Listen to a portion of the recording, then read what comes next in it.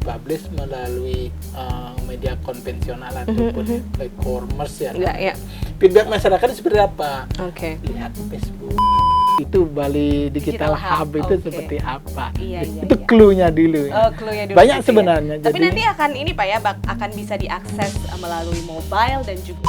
Tapi saya karakternya saya pelajari seperti itu. Dia memiliki karakter. Nah, di satu sisi Pan itu tidak punya uang, tidak punya modal untuk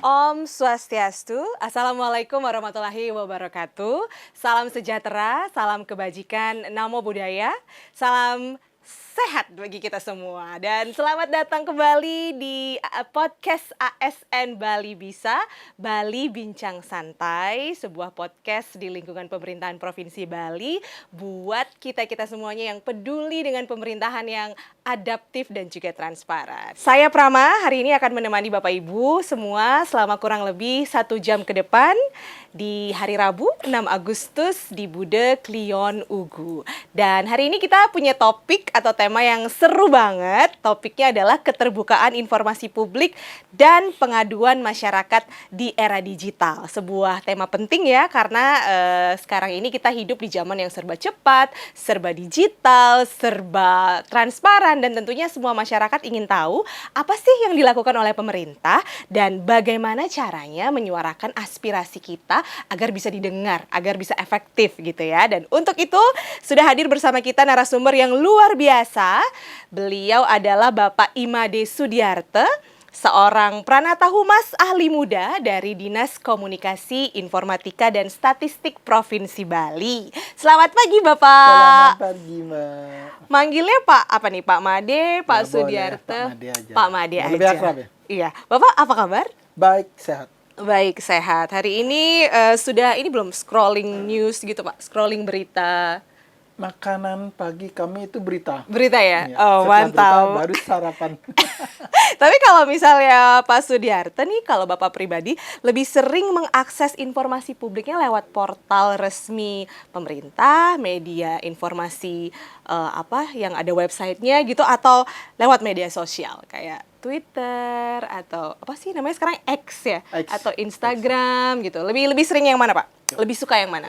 Om Swastiastu. Oh iya, Om Swastiastu. Selamat pagi. Yes. Selamat siang, selamat sore, dan selamat malam. Bagi pemirsa yang di waktu kapanpun. Iya, karena bisa nontonnya mendengar. kapan aja. Iya, benar. Ini. Jadinya perkenalkan dulu ya. Kalau Boleh. Kenal, berarti tidak tahu. Iya, karena tadi perkenalan dari saya nggak cukup. Ya. Boleh Pak, kenalan dulu Seperti boleh. yang disampaikan tadi oleh host, nama saya Imade Sudiarte. Saat ini saya tugas di Dinas Kominpos, Dinas Komunikasi Informatika dan Statistik Provinsi Bali pada bidang IKP, Informasi Komunikasi Publik. Oke. Jadi secara singkat itu dulu. Jadinya pada hari ini saya membawakan topik terkait dengan keterbukaan informasi dan pengaduan masyarakat. Mungkin ada beberapa pemirsa nanti yang awam atau yang sudah kenal atau sudah pernah mendengar atau sudah terlibat dengan keterbukaan informasi. Sejatinya kami di Diskominfo dalam hal konteks pemerintahan banyak kanal media yang kami gunakan. Pertama, kami akses dan kami lakukan monitoring, bahasa monitoring ya, melalui website, portal website baliprop.go.id. Itu portalnya. Jadi inti portalnya itu websitenya. Jadi ada beberapa subdomain nanti yang dari perangkat daerah, seperti kayak pkpsdm.baliprop.go.id. Itu yang pertama. Yang kedua ada dari sistem aplikasi mobile, ada juga. Terus ada lagi website yang khusus terkait dengan pemberitaan, namanya Bali Media Center. Itu ada di kapasitasi. Ada terkait dengan permintaan informasi, PPID. PPID adalah pejabat pengelola informasi dan Daerah. dokumentasi. Iya, Itu oke. semua informasi terbuka di situ. Ada Oke. lagi satu terkait pengaduan, Mhm.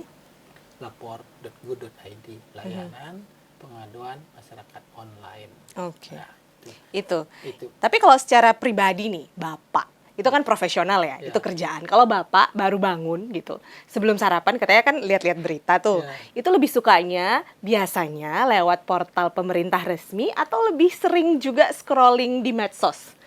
Lebih seringnya medsos. Medsos Ya, ya? lebih cepat dia. Lebih cepat. Ya, karena medsos itu bisa diukur. Bisa Hmm. diukur berapa yang like, berapa feedback bahasanya, feedback apakah sentimennya. Karena kami punya program terkait monitoring isu publik. Oh. Jadinya monitoring itu kami lakukan melalui media sosial. Oh, Apakah gitu. itu Facebook, IG, Twitter, atau Oke. X, atau Oke. TikTok juga. Iya, iya, iya. Oh, TikTok juga. Ya, YouTube. Wow. Itu wajib gitu. Oke, jadi kalau Pak Made itu ketahuan lagi scrolling TikTok pagi-pagi, itu bukan karena nggak kerja, tapi justru karena kerja ya, Pak? Justru, ya, itu kerjaan. Kerjaan, Sambil, iya, sambil benar-benar. ngopi lah. Benar. Sambil ngopi, sambil Oke. ngobrol sama teman. Kan Iya, kita iya. monitoring isu terkait dengan informasi berita yang dipublish melalui website, dipublish melalui media konvensional ataupun e-commerce ya. Iya, iya. Feedback masyarakat seperti apa? Oke. Lihat di Facebook. Oke. Itu ada feedbacknya di situ. Baik. Feedback yang dilihat. Oke, sebelum kita lebih jauh ngobrol seputar keterbukaan informasi publik dan juga pengaduan masyarakat, saya pengen ke pertanyaan yang lebih filosofis dulu. Sebenarnya kenapa sih Pak keterbukaan informasi publik itu penting? Keterbukaan informasi publik itu sebuah statement ataupun jargon yang terkesan sederhana, tetapi terkadang sulit dilakukan. Karena keterbukaan informasi itu adalah hak setiap orang. Padahal di undang-undang juga Mengatur. mengakomodir ya undang-undang bahwa informasi itulah hak setiap orang. Diturunkannya ada dengan Undang-Undang Nomor 14 tahun 2008 terkait dengan keterbukaan informasi publik. Hak warga, hak masyarakat untuk mendapatkan informasi seperti hak asasi ya. Iya. Wajib mereka dapat. Karena mana? Seperti disampaikan bahwa hak itu menjadi pondasi dia. Menjadi pondasi. Karena seperti yang kita hidup lah ida.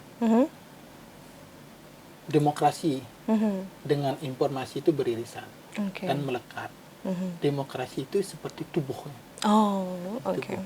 Terus informasi itu seperti nafas. Iya. Bagaimana tubuh dan nafas itu bersatu? Jika tubuh tanpa nafas, demokrasi itu mati dia. Mati. Bagaimana demokrasi tanpa nafas? Nafas juga tidak ada tubuh. Awang-awang dia informasinya. Jadi baik. bersatu dia. Baik. Saling mengikat dia Iya. antara informasi Dan? sebagai nafas dan demokrasi sebagai tubuhnya. Seperti itu. Oh, filosofis banget jawabannya, nggak kalah filosofis dari pertanyaannya. Jadi bisa dibilang kalau salah satu pilar demokrasi itu ya memang adalah keterbukaan informasi ya Pak ya. Jadi tiada demokrasi tanpa keterbukaan informasi. Nah, kalau belakangan ini Pak Made kan semakin kritis ya masyarakat kita, apalagi sudah ada medsos, mereka bisa komen, mereka bisa komplain, apalagi soal bantuan sosial, kemudian pembangunan infrastruktur, jalan raya, termasuk soal anggaran. Kalau menurut Bapak dalam konteks seperti ini, kenapa sih keterbukaan informasi itu penting, relevan gitu? Keterbukaan informasi itu memang sebetulnya penting. Karena apa? Masyarakat itu perlu melihat dan juga melihat fakta bahwa seberapa terbukanya pemerintah. Apakah dari penggunaan anggaran, program-program, regulasi, rencana, ataupun inovasi. Itu penting. Kenapa?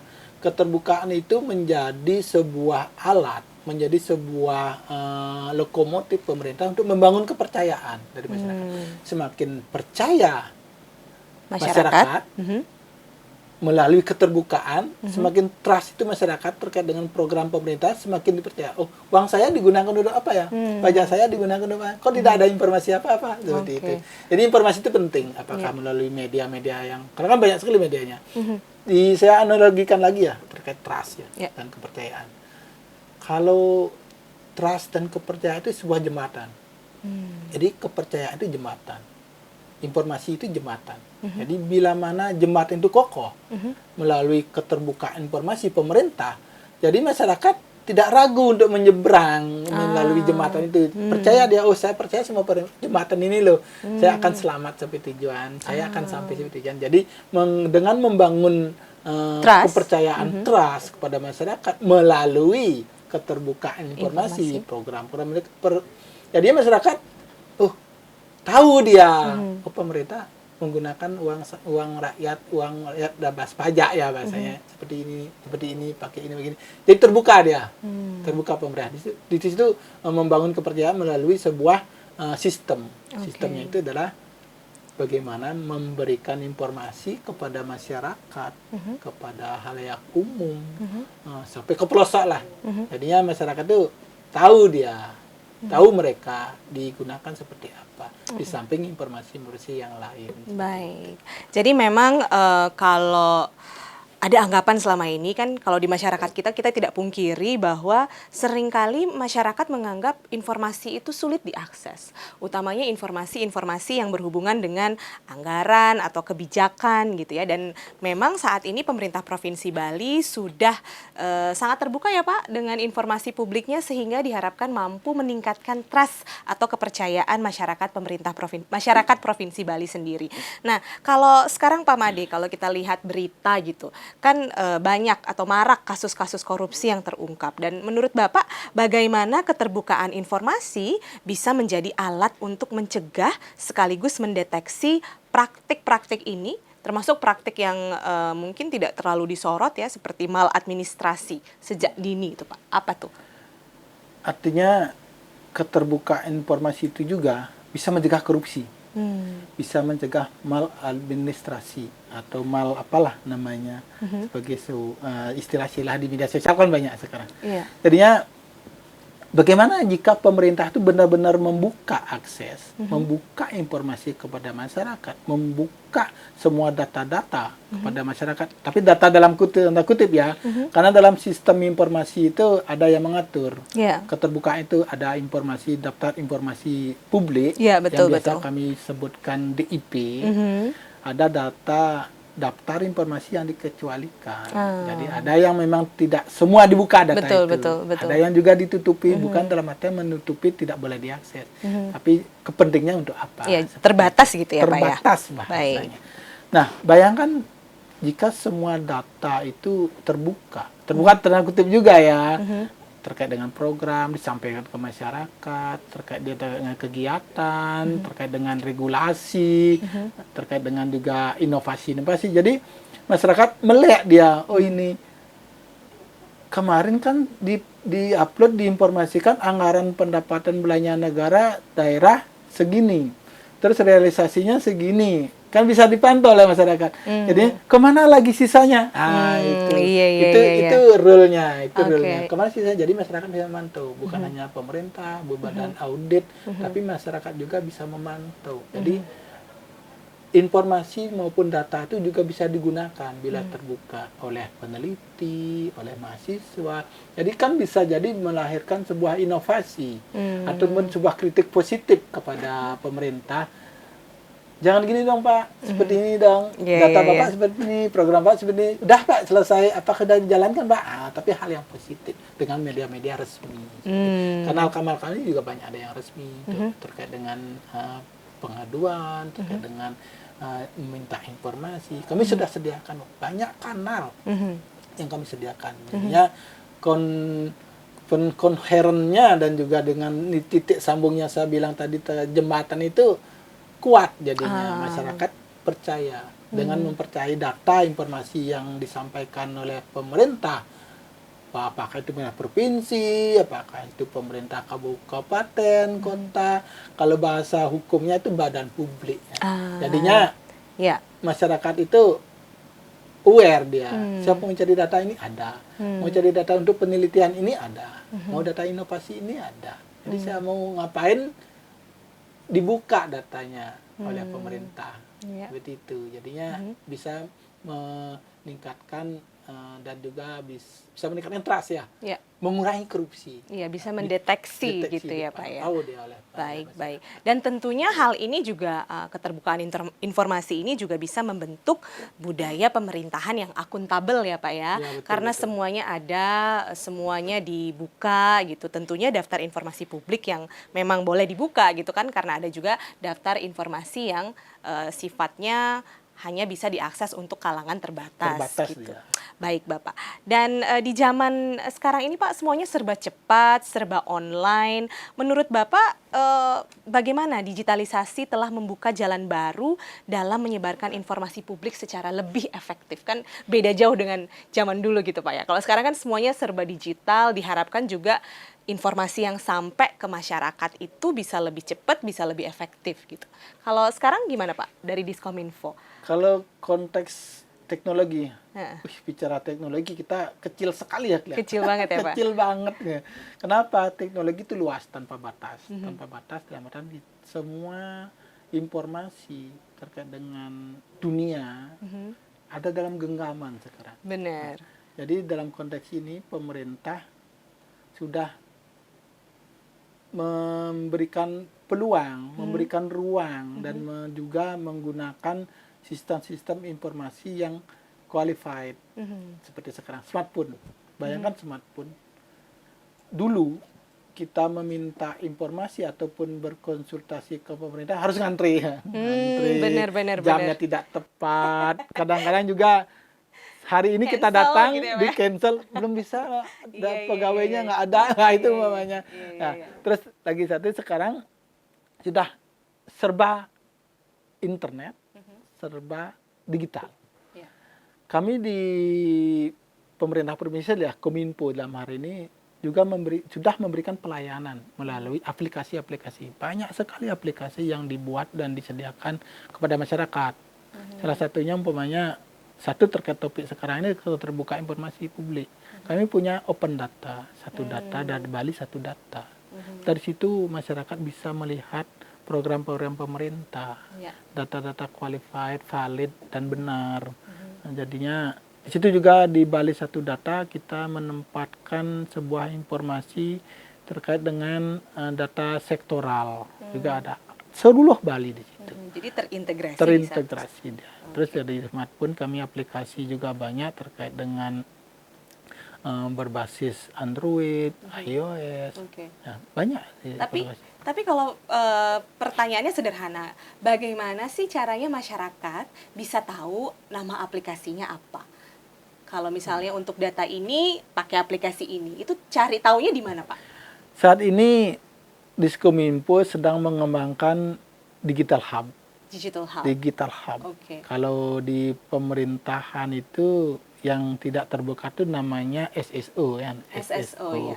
Satu aplikasi bisa memakai dan user dengan banyak aplikasi yang ada.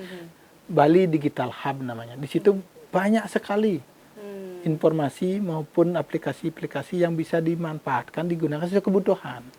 Ya. Ini udah ini ya Pak, udah launching. Masih dalam tahap maintenance-nya ya. Baik. Seperti ada di situ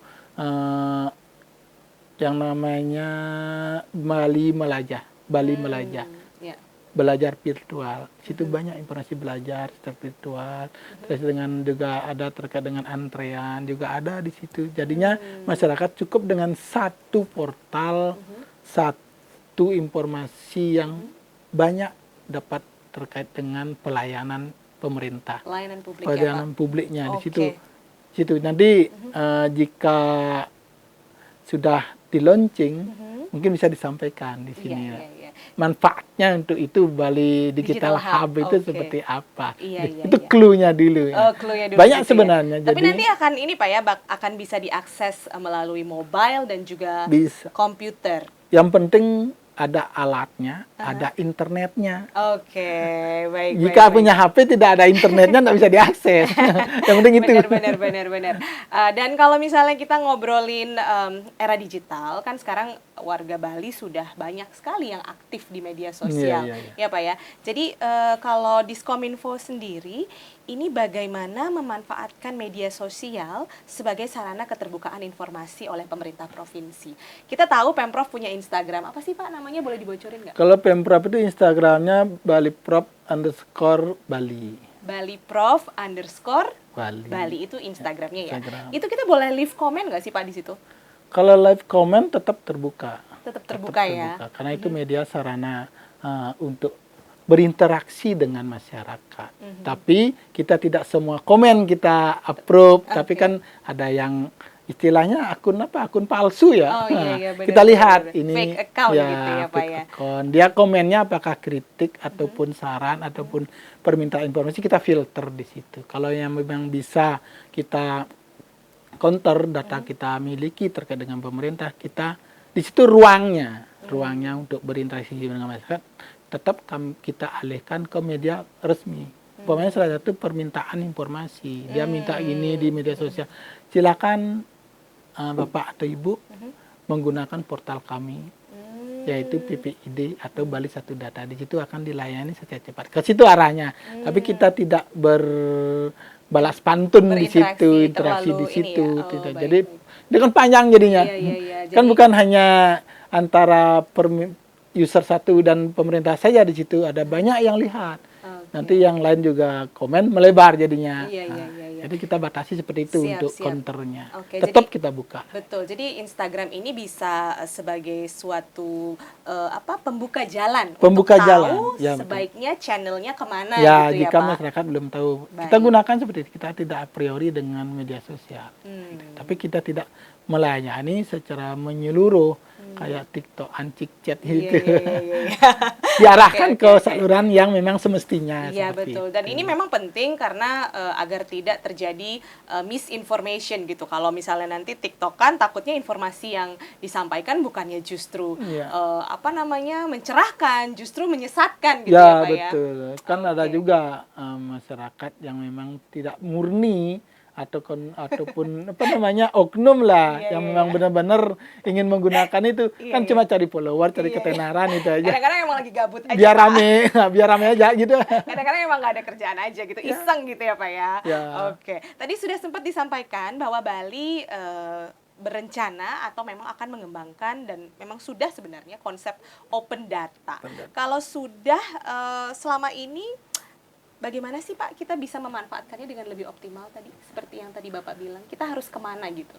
Open digital data, hub itu kan sekarang digital masih hub. maintenance dan itu memang bentuk implementasi dari open data ya Pak ya? Open data. Selain itu Pak?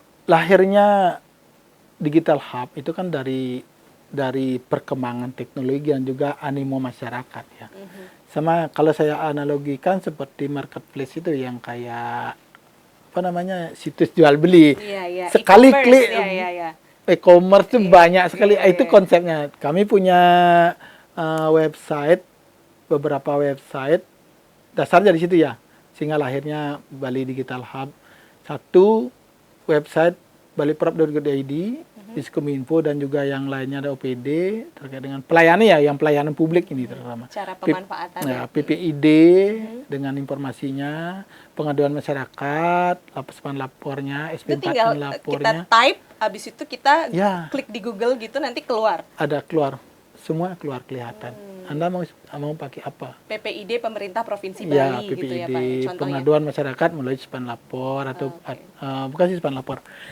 SP4N Lapor gitu SP4N Lapor, tapi dibacanya memang Span Lapor. Lebih gampangnya. Siap. Lapor. Itu cara memanfaatkannya ya. Ya. Sambil menunggu nanti Digital Hub ini settle dan kemudian launching gitu ya Pak. Tapi tentu tidak semua masyarakat kita melek digital. Ya nggak sih Pak, apalagi kita memang hidupnya di Denpasar, mungkin teman-teman yang hidupnya di daerah-daerah yang lebih solitude, lebih tertutup, terisolasi gitu, tidak memiliki akses untuk pemanfaatan informasi ini.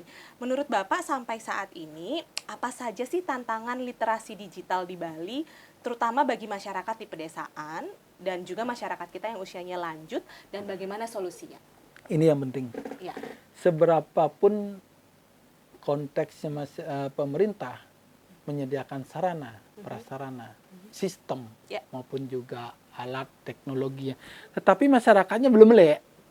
Di situ tantangannya. Kan Mana tidak itu dalam semua artian apa, Pak? melihat Dalam artian? konteksnya punya gadget loh, Aha.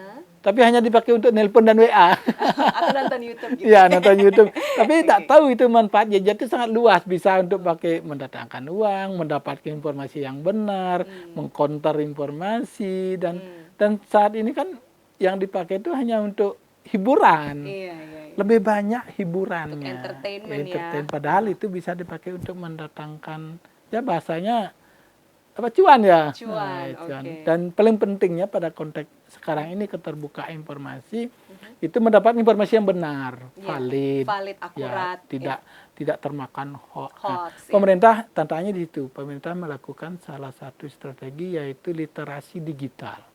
Yang program kami namanya ada beberapa, literasi Go to Campus, Go to School, dan juga ke masyarakat. Bahkan sampai ke saat ini kami merancang sampai ke desa adat. Ini programnya Diskominfo, Program pemerintah yang Provinsi sudah Bali. berjalan itu namanya informasi Go to School.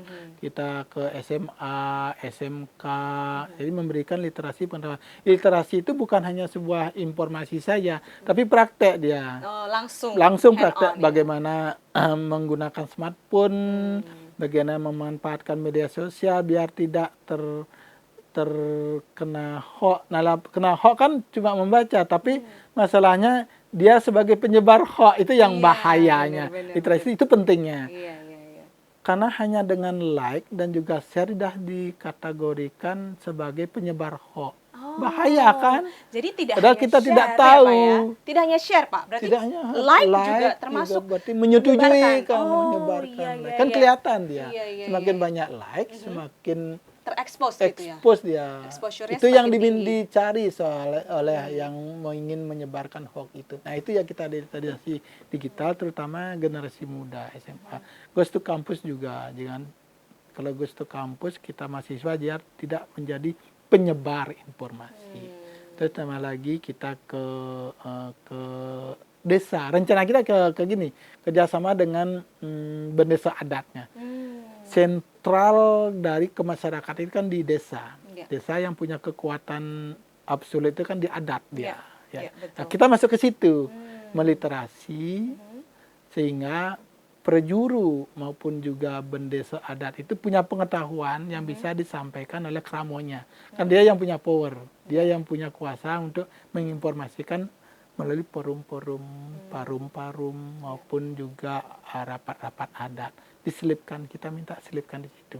Kita masih konteksnya kita masih mencari formulanya. Bagaimana caranya masuk ke desa adat itu, seperti itu. Jadinya literasi digital itu penting. Jadi sebuah kewajiban bagi kami di Kominfo dengan program literasi digital untuk mencerdaskan masyarakat. Betul. Itu yang strateginya. Betul. Jadinya terbangun stabilitas dan juga kepercayaan di samping juga jembatan tadi itu. Iya. Jangan hanya menuntut, jangan nyebar hoax, tapi masyarakat nggak tahu gimana caranya tidak menyebar. Seperti itu. Benar. Alatnya juga banyak canggih-canggih, tapi tidak tahu bagaimana cara menggunakan alatnya. Betul. Seperti Termasuk itu. saya justru baru tahu juga kalau ternyata like itu ternyata juga adalah bagian dari menyebar hoax gitu. Padahal kita cuma nge-like doang gitu, nggak sharing link gitu ya Pak ya. Kasus sekarang itu kan lebih banyak orang tidak tahu dan belum paham itu. Satu sisi, nah seperti contoh judi online pernah. Judi online, pinjaman online. Iya, judol, pinjol gitu ya. Ibu sepakat nggak? Itu beririsan dan tipis sekali dengan game online. Iya, benar. Tipis sekali. Anak-anak muda itu banyak yang tidak tahu dia bahwa dia itu sudah melalui dengan pinjam online mengarah ke judi online. Dia asik main game, tapi ada beberapa hal yang memang dia tidak pahami dengan membeli tokoh. Nah, di dalam pembelian tokoh. Karakter gitu. Tapi saya nggak pernah game online ya, tapi saya karakternya saya pelajari seperti itu. Dia membeli karakter. Nah, di satu sisipan itu tidak punya uang, tidak punya modal untuk membeli karakter itu. Datanglah orang yang mempunyai modal. Itu Salah satunya kayaknya ada ad-nya gitu ya Pak? ada Iklannya gitu ya? iklannya. Terus di Japri lah, lewat Japri. Saya punya, Anda mau nggak saya pinjamin? Itu awalnya. Tapi karena kebutuhan emosionalnya tinggi tanpa didasari pengetahuan tentang akibat dari apa yang dia lakukan itu, jadinya terjerumus dia ke pinjaman online. Iya, iya, iya. Ataupun teriris dia ke judi online. Iya. Karena dia merasa pasti akan dapat benefit ini. Kalau saya pakai modalnya dulu pinjam. Nah, tahu-taunya datang melalui WA ataupun orang, Pak bayar tagihannya Pak. Nah, terkejut kan? Iya, Terkejut benar-benar. kita. Ini pastinya masih banyak yang belum tahu ya Pak Banyak ya. yang belum tahu. Dan Itu memang- target kita Iya, sebenarnya. dan memang ini pastinya penting sekali literasi Iya. digital goes to school, to campus untuk mensosialisasikan hal-hal yang tadi Bapak Made bilang. Jadi Iya. tidak hanya penyebaran hoax, juga melindungi kita dari judol, Iya. pinjol, termasuk juga bagaimana berselancar di dunia maya itu dengan aman gitu ya. Dan menurut Bapak sendiri nih, kembali lagi Pak ke pengaduan masyarakat. Untuk masyarakat yang ingin menyampaikan pengaduan, apa sih tipsnya agar pemerintah itu bisa merespon dengan cepat, atau bagaimana caranya menyampaikan pengaduan dengan efektif gitu Pak? Ini penting lagi. Mhm. Selaras dengan informasi publik, keterbukaan informasi.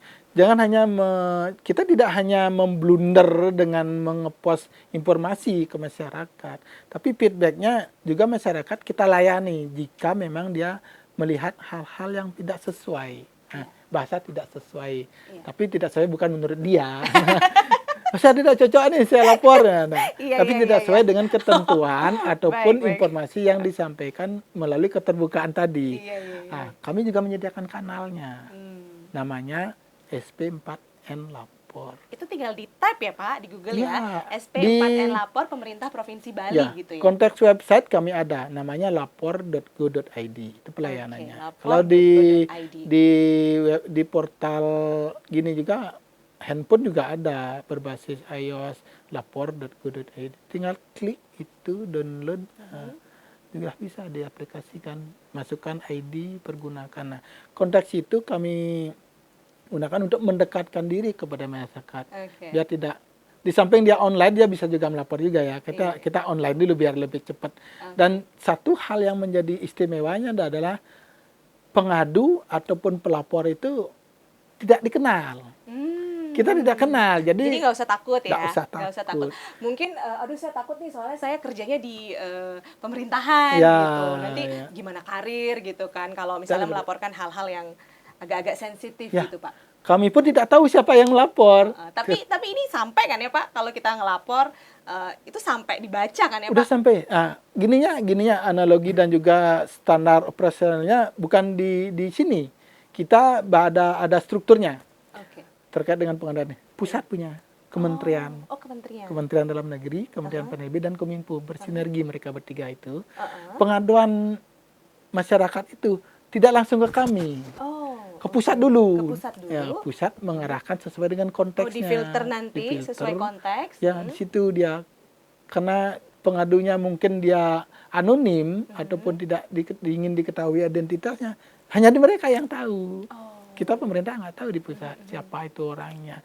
Diturunkanlah kami namanya pejabat pengelola pengaduan, dalam hal ini Kominfo. Nah, diturunkan lagi, kita memfilter lagi itu konteks itu. Ada sistem namanya 3-5-10. 3 hari di pusat, 5 hari di maksimal ya, 5 hari di pejabat pengelola, 10 hari di perangkat daerah atau pejabat pelaksana. Itu maksimal ya. Itu penting loh. Tapi Iya. dalam konteks statistiknya tidak sampai segitu. Tidak sampai ya. 1 hari Lebih cepat ya? sudah di.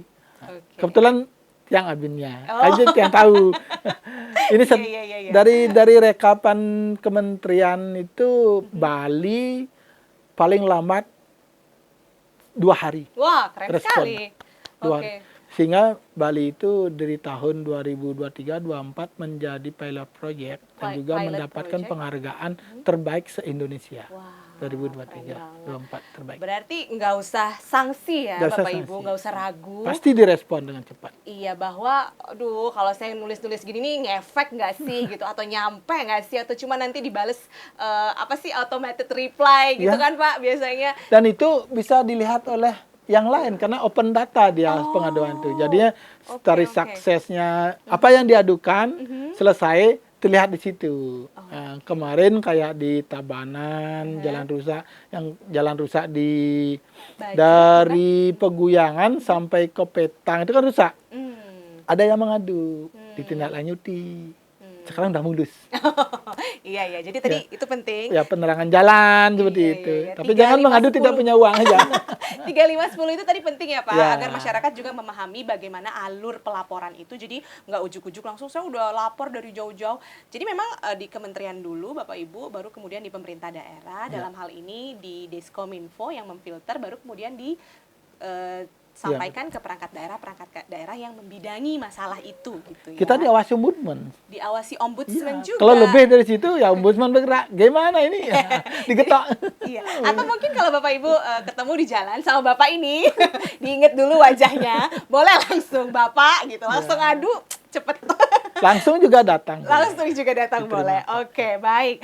Dan Bapak kasih tips dong Pak untuk di era seperti ini kan banyak penyalahgunaan informasi.